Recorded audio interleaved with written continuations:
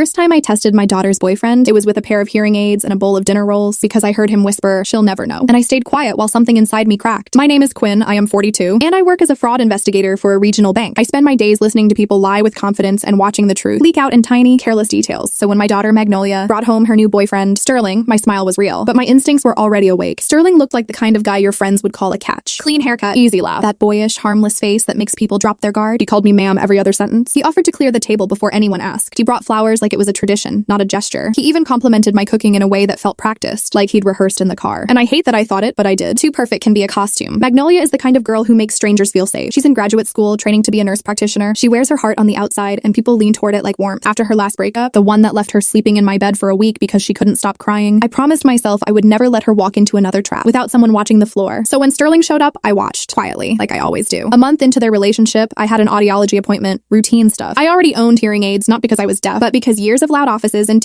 many headsets had dulled certain frequencies. I wore them when I needed clarity, mostly in crowded places. At home, I rarely used them. That night, Sterling came for dinner. I'd made pot roast, the kind that fills the house with comfort, the kind Magnolia loved when she was little. I set the table like it mattered. I lit a candle, not for romance, but because it made the kitchen feel softer. Halfway through the meal, Sterling said, "So Quinn, Magnolia told me you have hearing aids. That's nothing, right? Like no big deal?" Magnolia's eyes flicked to mine. A warning. A question. She didn't know what I was thinking yet, but she knew something had shifted. I smiled and shrugged like it was nothing. Just helps sometimes. Sterling leaned closer, voice warm. "That's cool. I mean, you'd never even know." And that's when it hit me. A stupid, risky thought. A thought I should have shut down because I'm an adult and I know better. But it slid into my mind and locked into place like a key. What if he thought I couldn't hear? Not forever. Not dramatically. Just enough to see what happens when the performance isn't being monitored. After dinner, I pulled Magnolia into the hallway, right near the laundry room where the sound of the dryer could cover our whispers. My hands were damp, and I hated that my heart was beating fast, like I was the one being tested. "I want to try something," I said. She stared at me. "Mom, no. I haven't even said it. I can see it on your face." I exhaled slowly. "I want to stop wearing my hearing aids around him. I want him to think I can't hear well. Not completely. Just enough that he gets comfortable." Her mouth fell open. "That's insane." "Maybe," I admitted. "But I keep getting this feeling like he's playing a role, like he's reading lines. And if he's real, if he's genuinely kind, it won't matter. If he's not, we'll find out before you waste years." Magnolia's expression wobbled between irritation and fear. "You can't just trick people." "I can," I said softly. "When the person is dating my daughter and my gut won't shut up." She looked away, jaw tight. "Sterling is nice." "I know, I see the nice. I also see how fast he scans the room when he walks in, like he's taking inventory. I see how he asks questions that don't match what we're talking about. I see how he laughs a second late, like he's waiting to see if it's safe to laugh." Magnolia swallowed. She didn't want to hear it, but she did. "You really think he's after money?" she asked. "We are not rich. We are comfortable. A modest home in a decent neighborhood. A reliable car. A vacation if we plan ahead. But I have a job title that sounds wealthier than it is. And Magnolia goes to a school people assume costs more than it does. Also, my late husband's life insurance helped us breathe after he passed. People hear pieces of that story and they build fantasies. I don't know what he's after," I said. "That's the point." Silence stretched. The dryer hummed. Somewhere in the kitchen, Sterling laughed at something on the television, like he belonged here already. Magnolia's eyes shimmered, and I hated myself for pushing her into this. Then she whispered, "Fine, but if you embarrass me, I'm going to hate you." "I'll be careful," I promised. I wasn't sure if I was lying. The next time Sterling came over, I left my hearing aids in my bedroom. I told him the audiologist wanted me to practice relying less on amplification, to train my brain to read lips more. I spoke a little louder than usual, asked him to repeat himself, smiled too much to make it seem normal. Sterling turned into a saint. He slowed his speech. He faced me when he talked. He helped Magnolia clean up without being asked. He made sure I was included. He even offered to fix a loose cabinet hinge, and my heart softened despite myself. For the first few weeks, I started to feel ridiculous, paranoid, like I was punishing a good man for someone else's mistakes. Then the first crack showed up, small enough that Magnolia didn't notice. It was a Sunday, rain tapping on the windows, the kind of day that makes you want soup and old movies. I was rinsing dishes, and Sterling was at the table with Magnolia, showing her something on his phone, could see his mouth moving even from across the room. I didn't need my hearing aids to catch the shape of certain words. I learned lip reading after my husband started losing his hearing, because I wanted to meet him halfway. It became a habit, a skill, a quiet superpower. Sterling leaned in, smiling, and said something like, "Your mom is intense." Magnolia laughed lightly. "She's protective." His smile stayed in place, but his eyes shifted, and his lips formed the word control. I didn't react. I didn't turn around. I kept washing plates until my hands felt numb. That night, I lay in bed and stared at the ceiling, listening to the house settle. I told myself it was nothing, a single word, a careless moment. But my chest felt tight, like my body was already grieving. A week later, Magnolia ran upstairs to grab a jacket she forgot. Sterling stayed in the living room with me. The television was on, some cooking show we weren't watching. He thought I couldn't hear it well anyway. He thought I couldn't hear him. He exhaled sharply and muttered, "Finally." It wasn't loud. It wasn't meant for anyone. It slipped out like steam. I turned my head slowly, acting confused. "Sorry?" Sterling pasted on his grin. "Oh, nothing. Just, the show. It's boring." I nodded, smiling, like an obedient background character in his evening. Inside my stomach sank. Because people don't say, "Finally," when a loved one steps out of the room, unless they were waiting for the room to be empty. The second twist came from something so ordinary, it almost feels stupid now. Magnolia had borrowed my tablet for a school program, and she'd left it on the counter when she rushed out the door. I picked it up to move it, and the screen lit up. A group chat was open, not Magnolia's, Sterling's. It had synced through the home network because he'd connected once. Maybe by accident, maybe not. His friends were texting, the kind of messages men send when they think it's harmless to reduce women to a game. I should have looked away. I know that. I'm not proud of what I did next. I read. One message said, "How's the future mother-in-law?" Another said, "Bro, play it right and you're set." Sterling replied, "She's basically half deaf. Makes it easier. Just gotta keep the sweet boy act going." My throat went cold. I stood stood there in my kitchen, holding the tablet like it was a live wire. And I stayed quiet because the sound I wanted to make was not safe. When Magnolia got home, I didn't tell her yet. I didn't have a full picture. I didn't want to pour gasoline on a suspicion and light her whole heart on fire if I was wrong. So I did what I do for a living. I gathered proof. I started tracking details, dates, times, what he said when he thought I couldn't hear, what he asked Magnolia when he thought she wouldn't repeat it. I kept it in a plain notebook inside the junk drawer, under rubber bands and old takeout menus. It looked like nothing. Then Sterling did something that made my skin crawl. Magnolia worked a late shift at her clinical placement. Sterling came over anyway, claiming he left his hoodie here. I told him Magnolia wasn't home. He said he didn't mind waiting. I sat in the living room with the television on, pretending to watch. My hearing aids were still off. He leaned on the doorway, smiling at me like we were friends. Then his eyes drifted, not to my face, but to the hallway that led to my home office. He asked casually, "Is that where you work?" I nodded. Sometimes. He chuckled. "Must be nice. All that bank stuff." I tilted my head like I didn't understand. Sterling walked down the hallway as if he belonged there. "Just gonna use the bathroom," he said. He did not go to the bathroom. I heard the soft click of my office door. I heard the faint sound of a drawer sliding. My whole body went rigid, but my face stayed calm. My hands stayed folded. I stayed quiet, because quiet is what makes people reckless. When he came back, he had his hoodie, and his smile was brighter than before. "I found it," he said. "Sorry to bother you." I nodded sweetly. "No problem." After he left, I went into my office and opened the drawer he'd touched. Nothing looked missing. That was worse, because people who steal don't put things back neatly. People who are searching do. I sat in my office chair and felt a wave of humiliation. Not for myself, but for Magnolia. The idea that someone could walk into our home and treat it like a catalog, like a stepping stone, made my vision blur. And that's when I decided to set the kind of trap I set for criminals who think they are smarter than systems. I created a decoy folder. I filled it with fake documents, realistic enough to tempt, specific enough to be revealing, but harmless if photographed. I placed it in the exact drawer he had opened. I even added a printed page that looked like a summary of accounts, the kind of thing someone greedy would understand instantly. Then I placed a tiny tracker sticker inside the folder, the kind we use at work sometimes to follow stolen items in controlled investigations. When Magnolia came home later, exhausted and smelling like hospital sanitizer, I made her tea and told her we needed to talk. I showed her the group chat messages. I showed her my notebook. I told her about the office. Her face drained slowly, like the truth was pulling color out of her. "No," she whispered. "No, he wouldn't." I didn't argue. I didn't push. I simply slid the tablet toward her again and let her read his words in his own tone. Magnolia put a hand over her mouth. Her shoulders shook once like a body trying not to collapse. "I feel stupid," she said. "You're not," I replied, voice steady. "You're human. He's practiced." She looked at me with wet eyes. "So what now?" I took her hand and squeezed it. "Now we let him show us who he is." The next evening, Sterling texted Magnolia. He said he wanted to swing by and surprise her with dinner. He asked if I would be home. Magnolia looked at me waiting. My heart pounded. My mouth was dry. I nodded once. "Tell him yes," I said softly, "and leave your phone recording in your pocket." A few hours later, Sterling walked in with takeout bags and a grin. He hugged Magnolia, kissed her forehead, and looked at me like I was furniture that smiled back. I stayed in my quiet role. I stayed warm. I stayed harmless. Sterling excused himself to the bathroom. Instead, he drifted down the hallway again. I watched him go, and my hands stayed still, but my whole body screamed. Quick pause outside the story. Some nights I'm editing and it gets lonely, and your comments are the only thing that makes it feel real. Like, subscribe, and tell me your city, state, or country. Alright, now let me take you back. I waited exactly long enough for him to think he had time. Then I stood up, walked to my bedroom, and slipped my hearing aids into my ears. The world snapped into sharp focus, and in that clarity, I heard the unmistakable sound of my office drawer opening again. I moved without rushing. The worst thing you can do when someone thinks you are powerless is remind them you are paying attention. I walked down the hallway like I was simply heading to the kitchen for a glass of water. Soft steps. Calm breath. My heart beating so hard I could feel it in my throat, but my face smooth like a still lake. The office door was mostly closed, not latched, just pulled in far enough to hide the light. From the thin gap, I saw the shadow of Sterling's shoulder. He was hunched over my desk like he belonged there, one hand inside the decoy drawer, the other holding his phone up, camera angled down. Click, click, click. He wasn't even trying to be subtle anymore. For a split second, I thought of my husband. The way he used to lock the front door twice, then check it once more. The way he'd say, "You only feel safe after you admit the world is not always safe." I used to roll my eyes at him. Now I understood him so deeply it hurt. I leaned against the hallway wall and listened. Sterling whispered to himself while he photographed the papers, like he was reading out loud without realizing it. Account summary. Okay, liabilities. Wow. His voice had a lazy satisfaction to it. Like my stress, my work, my years were just numbers he could skim and convert into an exit plan. Then he chuckled. Actually chuckled. Like this was funny. He murmured, "So that's why she acts like she runs the house?" My hands tightened into fists at my sides. I forced my fingers to relax. I forced my shoulders down. I reminded myself that the truth, delivered cleanly, does more damage than any shouting match ever could. I walked away from the door and went into the kitchen. Not because I was afraid, but because I wanted him to finish. I wanted him to get comfortable. I wanted him to commit. I poured water into a glass, slow enough to sound ordinary. In the living room, Magnolia sat on the couch, scrolling through her phone, pretending she wasn't tense. She had her own recording running, but she was trying to keep her expression neutral. She looked up at me, eyes asking, "Is it happening?" I gave her the smallest nod and lifted the glass and took a sip. My hands were steady. That surprised me. It was like my body had switched into work mode. The part of me that knows panic is useless. Sterling came back down the hall a minute later, cheerful as a morning news anchor. "There you are," he said brightly. "I was starting to think I got lost in your hallway." I smiled at him, a slow, polite smile, the kind that says, "I see you, but you think I do not." He set the takeout on the coffee table. "I got your favorite," he told Magnolia, "and I made sure they didn't mess up your order." Magnolia forced a grin. "You're sweet." Sterling sat closer to her than usual. He draped his arm around her shoulders like a claim. Then he glanced at me, just a quick scan, checking whether I looked suspicious. I tilted my head slightly like I hadn't caught his glance. He relaxed. I saw it. His body softened into confidence. We ate together in the living room instead of the table. He made jokes. He asked me questions in a voice that was too loud, like he thought that volume equals kindness. I answered in my careful, slightly slowed tone, the one I used when I was pretending to struggle, and I watched him in full clarity. For the first time since I'd put the hearing aids back in. Without the muffling, I caught all the tiny things. The way he corrected Magnolia's words under his breath, and she talked about her school like he wanted control of her language. The way he would compliment her, then slide in a small criticism, like a needle hidden in cotton. The way he kept checking his phone, not for messages, but to see if his photos had saved. At one point, Magnolia stood and went to the kitchen to grab napkins. Sterling waited until she was out of earshot, then leaned toward me and said, "You know, she talks about you all the time." His tone sounded affectionate, but there was something underneath it, something measuring. I smiled. "She loves family." Sterling nodded, chewing slowly. "Yeah, it's nice. Having a close family, some people don't have that. They have to build it." The words sounded harmless, but I heard the implication in the way he said build it, like he was assembling something useful. Then with a little laugh, he added, "Magnolia told me you handle money stuff." "That's cool. I respect that." There it was. The fishing hook? I kept my face open, like an easy conversation partner. "It's my job." Sterling's eyes flicked toward the hallway again. "Must be stressful. But you seem like you've got everything figured out." "Everything figured out." He said it the way people say, "You have something I want." I said, "We do okay." He leaned back, satisfied, like he'd heard what he needed. After he left that night, Magnolia followed me into my office, shutting the door behind her like she was afraid the house itself might overhear. Her cheeks were flushed. "Did he go in here?" she whispered. I walked to the drawer and opened it, showing her the decoy folder still tucked neatly inside. The papers were slightly shifted. The tracker sticker was still there. Magnolia pressed a hand to her chest. "Oh my god." I didn't look at her at first. I was staring at the folder like it was a snakeskin. "I heard him taking pictures," I said quietly, "and I heard him talk to himself, like he was reading our lives out loud." Magnolia's eyes filled. "I feel like I can't breathe." I turned to her then, and my heart cracked in a different way. This wasn't just about catching him. This was about watching my daughter realize she'd been chosen for the wrong reasons. That kind of betrayal isn't loud. It's a silent implosion. "I'm sorry," I said. "I wanted to be wrong." Magnolia wiped her face hard with the back of her hand, angry at her own tears. "What do we do? Confront him?" "No," I said before she could even finish. "Not yet." She stared at me. "Why not?" "Because if we confront him now, he'll lie. He'll spin. He'll cry. He'll turn himself into a victim, and you'll start doubting your own eyes. That's what men like him do. They use emotion like fog." I didn't say all that. I didn't need to. I just said, "We wait," and we let him make the next move. I pulled out my notebook from the junk drawer and wrote down what happened. Time. Details. What he said. The words he used. The way his voice sounded when he thought he was alone. Magnolia watched me write, trembling. Then she whispered, "He's been asking me weird questions." My pen paused. "What kind?" "About our house. About if it's paid off. About how you and Dad did things. About if I have connections at the hospital." Her voice shook on the last part. "He keeps mentioning doctors like they're prizes." My stomach turned. "What do you tell him?" "I laugh it off," she said. "I thought he was just curious." Curious. That's how predators dress up their hunger. As curiosity. I closed my notebook. "Do you trust me?" Magnolia swallowed. "Yes." "Then we do this clean," I said. "No drama. No yelling. No chance for him to twist it. We give him rope and let him show us what he does with it." The next morning, I did something that made me feel sick, even though it was necessary. I created a second set of fake papers, more tempting than the first. This time, instead of looking like debt, it looked like a sudden windfall, a plausible inheritance, a settlement, something that would make a greedy person's brain light up like a slot machine. I hated myself for it, because it felt like baiting a trap with my daughter's dignity. But if he was what I suspected, he would react. And if he reacted, Magnolia would have her answer, without me having to be the one who spoke it into existence. I left the new papers in a folder on the kitchen counter, half covered by a grocery receipt, like I'd been sorting mail and got distracted. I even placed a pen on top, as if I'd been mid-calculation. Then I went about my day. I cleaned. I answered work emails. I folded laundry. I played the role of a normal mother with a normal life. That afternoon, Sterling called Magnolia. I could hear her side of the conversation from across the room. "Hey," she said, voice bright. "What's up?" A pause. Her smile tightened. "Oh, you're stressed? Why?" Another pause. Magnolia's eyes lifted to the ceiling like she was trying not to cry. "Okay," she said slowly. "If you need space, I'll respect that." My hands went cold. I set a towel down on the counter and watched my daughter's face change in real time. Her eyes went glassy. Her mouth pressed into a line like she was physically holding herself together. When she hung up, she didn't speak at first. She just stood there, phone in her hand, staring at the floor. "What did he say?" I asked softly. Magnolia's voice came out thin. "He said he's overwhelmed, that he needs to focus on himself, that he doesn't know if he's ready for something serious." My chest tightened. It was almost impressive how fast he ran when he thought the money might not be real, then panicked when he thought it was too real, like he couldn't decide which version of our life served him best. Magnolia blinked hard, and he said something else. "What?" I asked. She swallowed. "He asked if I could still come to his friend's party this weekend. He said it would be weird if I didn't show, because everyone knows we're together." There it was, the third twist. Even while asking for space, he still wanted the optics. He wanted the accessory, not the person. Magnolia's shoulders started shaking, and she tried to hide it. Like she was ashamed to be hot, I stepped closer, careful, like she was a glass. "Baby," I whispered, "look at me." She lifted her eyes, and they were full of that particular kind of pain that feels like humiliation, the pain of realizing someone studied you like a target. "I feel used," she said. I nodded once. "You are not stupid," I said quietly. "You are kind." He counted on that. Magnolia wiped her face again and took a breath, trying to build herself back into someone who could stand. "What happens when he comes back?" she asked. I looked at the fake papers on the counter. I imagined Sterling's eyes scanning them. I imagined the calculation in his head. "He will come back," I said, calm enough that it sounded like certainty instead of hope. Magnolia's lips trembled. "How do you know?" "Because he already took pictures. Because he already tested our boundaries. Because he already saw our home like a stepping stone. And because people like that do not walk away from what they think is a payout." I didn't say all of it. I just said because he hasn't gotten what he wants yet. 2 days later, right on schedule, Sterling texted Magnolia with a long message. Apologies, self-discovery, therapy talk without actual therapy. Lines that sounded like they'd been pulled from a relationship blog. Magnolia showed me the screen. Her hands shook, but her eyes were clearer than before. "He wants to come to dinner," she said. I nodded. "Let him." Magnolia looked terrified. "And then what?" I reached into my pocket and pulled out my hearing aids case, holding it up like a small, ordinary object that suddenly carried power. Then I said softly, "We stop pretending." Magnolia didn't answer Sterling right away. She stared at his message for a long time, like her eyes could squeeze the truth out of it. Then she set her phone down and looked at me with a steadiness I hadn't seen since she was a little girl standing up to a bully on the playground. "Dinner," she said. said. Here, tomorrow. I nodded, and tomorrow. She took a breath that sounded sharp, like the air hurt. He's going to try to act normal. Let him, I said. The calmer we are, the louder the proof becomes. That night, Magnolia barely slept. I heard her pacing at one point, heard the quiet creak of her bedroom door, heard her return to bed and still not rest. I wanted to go to her, to wrap her in my arms, to tell her she didn't have to do any of this, that I could handle it alone. But this was her life, her boundary, her choice. If I stole the moment from her, I would be protecting her body while leaving her heart unarmed. So I stayed in my room, listening to the house breathe, and I reminded myself to stay calm. Anger makes you sloppy. Sloppy gives liars room. The next evening, I set the table like it was a celebration. Not because Sterling deserved hospitality, but because I wanted him comfortable. Comfort makes people overconfident. Overconfidence makes them careless. I cooked his favorite meal on purpose, the one he'd smiled over while calling it disgusting when he thought I couldn't hear. I added the little details he liked, the extra seasoning, the crisp edges on the roasted vegetables. I even put out a small plate of dinner rolls, warm and soft. Real-life comfort, familiar, disarming. Before he arrived, Magnolia and I walked through the plan one last time. No accusations at the start. No anger, no long speeches, just a few simple questions. A few moments where he would have to choose between the truth and the lie, with the truth waiting quietly behind him, like a locked Char. Magnolia placed her phone face down on the table. Recording already set. I didn't tell her to. She did it on her own, and something inside me lifted. She was learning. Sterling arrived with flowers, of course, bright and fresh, like a prop. He hugged Magnolia longer than he usually did, like he was trying to glue himself back onto her life. Then he turned to me with that same polite smile. "Hi, Quinn," he said a little too loudly. "How are you feeling today?" I looked him straight in the eyes and answered in a clear, normal voice. "I'm feeling just fine." His smile twitched. Not much, just enough, like a mask shifting when the straps loosen. He recovered fast. "Oh, that's great. I'm glad." We sat down. We ate. The food was good. I watched him enjoy it with real appetite, and the irony tasted bitter on my tongue. Sterling talked about school, about stress, about how hard it is to plan for the future. He kept weaving in words like stability and responsibility, like he wanted Magnolia to associate him with safety again. Magnolia nodded, but her eyes were different now. They were observant, quiet. She asked him simple questions and let him talk himself into corners. Halfway through the meal, Sterling reached for my dinner roll basket and smiled at me. "This is amazing," he said. "You always do such a great job." I swallowed my bite slowly. "Funny," I said gently, "because I remember you called this meal disgusting." Silence dropped like a heavy cloth. Sterling froze with his roll halfway to his mouth. His eyes darted to Magnolia, then back to me. "What?" I kept my tone light, almost curious. "When Magnolia went to the kitchen one night, you said it under your breath. You said, 'This food is disgusting. How long is this dinner going to take?'" Sterling laughed once, sharp and fake. "No, I didn't." Magnolia didn't speak yet. She just kept eating, calm as a stone, like she was letting the lie hang in the air and show its ugliness all by itself. Sterling shifted in his chair. "I would never say that. Maybe you misheard." I nodded slowly. "That's what you were counting on." He blinked. "What?" I set my fork down, not dramatically, just carefully. "You thought I couldn't hear you." Sterling's face drained a shade. His mouth opened, then closed. He glanced at the hallway like he was checking distances. Magnolia finally spoke, voice steady. "Sterling, why did you take photos in my mom's office?" His head snapped toward her. "I didn't." Magnolia lifted her phone, still face down, still recording. "You did." Sterling's laugh came out again, too loud, too quick. "This is crazy. I don't even know what you're talking about." I reached into the pocket of my cardigan and pulled out a printed sheet, not the fake papers, something real. It was a log of our home router. Date and timestamps showing a device connecting, disconnecting, uploading. I had pulled it earlier, quietly, the way I pull records at work. I slid it across the table like I was passing him the salt. Sterling stared at it, confusion turning to alarm. Magnolia leaned forward slightly. "Your phone uploaded photos to a cloud account from our network while you were in my mom's office twice." Sterling's jaw clenched. He pushed the paper away like it offended him. "That proves nothing." I nodded again like I agreed. "You're right. A log is just a log." Then I slid the second item across the table. A photo, a screenshot. It was the decoy folder on my desk, captured by the small camera I'd placed on the bookshelf, tucked behind a framed family picture. Sterling's hand was in the frame. His phone was visible. The angle was perfect. Sterling stared at it, and for the first time, the sweet boy expression actually broke. Magnolia's voice trembled for a moment, but she held it. "Why?" Sterling's eyes narrowed. "So you were spying on me." I kept my voice soft. "You came into my home and treated it like a file cabinet." Sterling looked at Magnolia and tried to soften his face again, tried to turn his eyes into something wounded. "Babe, listen. I was just curious. Your mom keeps everything so locked down." I was trying to understand her. "She doesn't like me." Magnolia's lips parted, like she couldn't believe he was still performing. Then she did something that made my throat tighten with pride. She didn't argue. She didn't cry. She reached into her pocket and placed her phone on the table. Then she tapped the screen. Sterling's own voice filled the air, clear and confident, recorded from the night he thought the house was dead. He was talking to someone on the phone, laughing, saying he needed to stay sweet until he was fully in, saying he had to look like the perfect boyfriend, so Magnolia wouldn't question anything, saying that once he had access to the right people, he could get set for life. Sterling lunged forward instinctively, like he could physically grab sound out of the air and stuff it back into silence. Magnolia held up a hand. "Don't," she said, calm but deadly. Sterling sat back, breathing hard. His eyes flashed. "You recorded me without my consent." I tilted my head. "You photographed private documents without my consent." Sterling's face reddened. "I didn't steal anything. Not yet," I said. And that was the moment the third twist arrived. The one I hadn't even planned. The one that made my stomach flip. Magnolia's phone buzzed on the table. A notification popped up on her screen, bright and unavoidable. It was from a credit monitoring app she'd installed months ago because her program required identity protection training. She'd forgotten it was even there. The alert read, in plain language, that a new line of credit inquiry had been attempted using her information. Magnolia stared at it. Then she looked up at Sterling, and her voice went very quiet. "Did you try to open a credit account in my name?" Sterling's eyes widened. He swallowed. "What? No." Magnolia turned her screen toward him. "It just happened." Sterling's mouth moved, searching for a story. And I watched the exact second he decided to gamble on her kindness again. "It must be a mistake," he said quickly. "Those apps glitch. Maybe it's spam." Magnolia nodded slowly, as if she accepted that. Then she said, "Okay." Sterling exhaled, relieved, and that relief was his mistake, because Magnolia's next movement was calm and precise. She stood up, walked to the kitchen counter, picked up a folder I had prepared earlier, and returned to the table. table. She opened it and slid a single sheet toward him. It was not a threat. It was not a dramatic ultimatum. It was a simple notice that he was no longer welcome in our home, that any further contact would be documented, that any attempt to use her personal information would be treated as fraud, and that our bank security team had already been notified to watch for activity tied to his name. I watched Sterling's eyes move across the page, and I watched his confidence collapse in real time. He shoved his chair back and stood up so fast it scraped the floor. "You're both insane!" he snapped, voice sharp now, real now. "This is sick. Who does this? Who sets traps like this?" I stayed seated. I didn't raise my voice. I didn't flinch. Magnolia met his anger with stillness. "People who don't want to be used," she said. Sterling's face twisted. He looked at me with hate. "You're a sneaky old woman." I smiled, small and cold. "I'm a mother who pays attention." He grabbed his phone and reached for the flowers like he wanted to reclaim the prop, like the gesture could be reused elsewhere. Then he stopped, left them on the table, and stormed toward the door. At the threshold, he turned back one last time, breathing hard. "You think you won," he said to Magnolia. "You're going to regret this. You'll never find someone who puts up with you." Magnolia didn't blink. "I don't want someone who puts up with me," she said. "I want someone who sees me." Sterling's expression faltered for a fraction of a second, like her words hit something raw. Then he scoffed and left, slamming the door behind him. The house went quiet. Magnolia stood there for a moment, shoulders rising and falling, like she was holding herself upright by sheer will. Then she sank into the chair across from me and put her face in her hands. I waited. I didn't rush her. Grief deserves space. When she finally looked up, tears were sliding down her cheeks, but her eyes were clear. "I hate that I loved him," she whispered. I reached across the table and took her hand. "I know," I said softly, "but you loved a person you thought was real. That says something beautiful about you, not about him." Magnolia squeezed my fingers like she was anchoring herself. "How did you stay calm?" I swallowed, feeling the old ache in my chest where my husband should have been. "Because I've seen what happens when you fight a liar with noise," I said. "Noise gives them cover. Quiet gives them nowhere to hide." Magnolia nodded slowly, like she was storing that lesson in her bones. A week later, the credit inquiry was confirmed as attempted fraud. It didn't go through because of the alert. Magnolia filed a report, and I helped her lock down her accounts. Sterling sent her a few messages at first, switching between apologies and insults, trying every emotional key he could find to see what might open the door again. Magnolia didn't respond, not once. 2 months later, she started talking about a guy in her program, someone who made her laugh without tearing her down afterward, someone who didn't ask about her connections or her family or what we owned, someone who showed up with homemade food because he knew she forgot to eat when she studied. The first time she brought him over, he didn't call me ma'am 100 times. He just said hello, looked me in the eye, and spoke to me like I was a person, not an obstacle. And I realized something that surprised me. The real test was never my hearing aids. The real test was whether a man stayed kind when he thought kindness had no reward. One evening, months after Sterling disappeared, Magnolia and I were cleaning up dinner. She was rinsing plates, humming softly, the sound of her healing filling the kitchen. The flowers Sterling had brought that last night were long gone, thrown away once they wilted. Their petals had been pretty, but they never meant anything. Magnolia looked at me and said, "Thank you." I blinked. "For what?" "For not letting me marry a lie," she said simply. I felt tears sting my eyes, but I kept my voice steady. "You saved yourself," I told her. "I just held the flashlight." She smiled then, a real smile, the kind that reaches the eyes. And I knew without any doubt that the 6 months of quiet watching had not stolen her future. It had protected it. Now, stepping out of the story for a minute, because I want to say this like a real person, not like a narrator. When someone is performing goodness, it feels shiny. It feels smooth. It feels like you should be grateful. But real goodness is boring in the best way. It does not change depending on who is watching. It does not need an audience. And when you start doubting yourself, when you start thinking maybe you are too sensitive, that is usually the moment you should get very still and start paying attention. Not because you want to punish someone, not because you want to win, but because your life is not a stage for someone else's plan. If your peace makes them angry, that tells you everything. Calm is not weakness. Calm is clarity. And clarity is how you walk out of a trap without ever giving the trap the satisfaction of watching you fall apart.